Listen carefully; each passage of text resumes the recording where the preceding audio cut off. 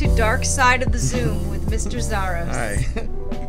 How you doing today? Pretty good. How was your ride in? Not bad. It's a lovely Memorial Day. It is a lovely Memorial Day. Kind of nice weather. Better than the weekend. It's beautiful right now. It's absolutely, crappy all weekend. Yeah. Did you have a nice weekend? I did. Okay. We're going to talk about CrossFit and we're going to talk about DG Beans. Do you know why? Why? Because these are our passions. They are. These are the things that make us happy, they make us healthy, and they make us stronger and better teachers. And so, what was your intention of this workshop? Like, what are you hoping for teachers to get out of this? I think so when you walk into a school building in the beginning of the year, people are usually pretty excited. They're generally they're generally excited, ready to go, ready to get the year going, and then batteries are charged. And then as the year goes on, there's a crawl to the finish. There's right? a crawl to the finish. And I think one of my goals is that there's a lot of things we can't control in the school that bother us, right? And I think everybody who's listening to this can understand that. There's nothing we can do about a lot of things. But there's a lot we can do about the things that we can control that can make us a little less stressed. You live by the model of taking care of yourself, right? There's that, you have to put the oxygen mask on yourself first in order to help other people. So you started or have always just sort of incorporated the things that make you happy into your school day. Yeah. I kind of think that it doesn't make any sense to me, the idea of the teacher burning themselves out. Like, one thing I never understood is the person who always has their email on their cell phone. Right. Like, why do I have to email somebody at 7 o'clock at night? I'm eating dinner, right? I once had a coworker tell me that they turn their phone off at 10 o'clock to get the notifications off. Okay, at 9:30, I'm not answering emails. Right. So simple things like that, I mean, it's like almost like a roadblock for people. But unless you feel good, you're never going to do a good job, which it's not going to help the kid, right? Right. Everything's kind of have to have a symbiotic relationship to it, where you feel good, kids feel good, and if you're burning yourself out doing minute tasks like answering emails, then that's a problem.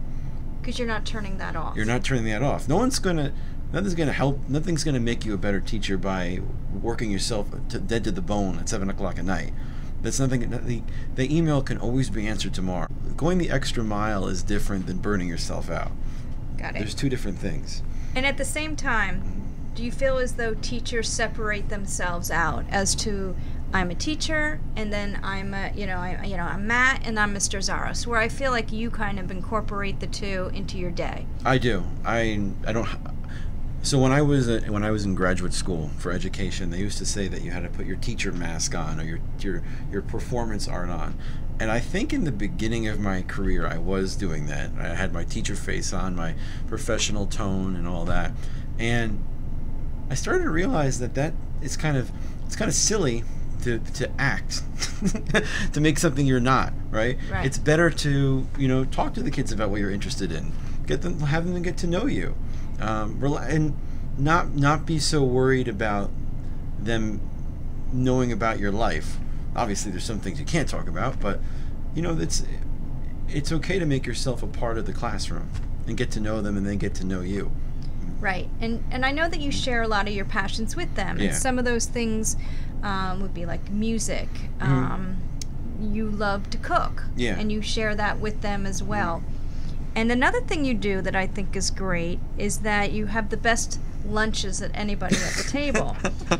Because food is important to you, right? And you love good food. So why have a shitty lunch when, right? When you can have, an amazing lunch, like the kind of, and you would give me, sometimes you would bring me food, and I would take it home to eat because I felt like it was too good to eat for lunch, and I would save it for dinner. This is dinner food. This is not like lunch. So you do a lot of meal prepping, and you have, you enjoy a good meal. You go for walks. You get out of the building. What are some of the other things you try and do to just kind of save your sanity? I think the first thing I try to do is I make myself very clear to the kids that something's not going to get done. Like if I hand in a bunch of papers and you always have that one kid who's like, oh my God, when's this grade going to come in? I don't know.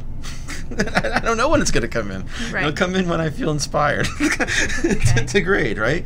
So that's, I think, is you have to make time for you to do your best job, right? So I'm a big believer in, on your lunch break, going outside. Go sit outside, right? Get a little fresh air. Get a little fresh air. You're only going to do good if you're at your best, right? I think lunch is key. I can't believe the amount of people who, they'll bring they'll bring either nothing, or they'll bring something that's just like, slops from the kitchen, right? And everyone lives really busily, and everybody, has, I don't have kids, obviously. A lot of people have kids. I was going to say that. Right. But, if as long as you do a certain amount of prepping, like even like a minuscule amount, like if you pick up a roasted chicken when you're at the shop, right, like the rotisserie chicken, you literally can make 5 different things out of that. And you have something to look forward to, You have right? something to look forward to, and it's something that is, it's going to make you feel good after eating it. We're like the only culture that doesn't respect lunch. Sure. And that break is really important throughout the day, that you have something to look forward to, and that you have something that tastes good to you, and something that you made too, I think is really important. Okay, so you've given us a lot to think about, Yeah. right?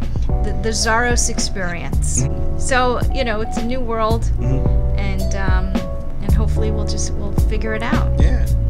Thank you for Thank you for interviewing me. anytime.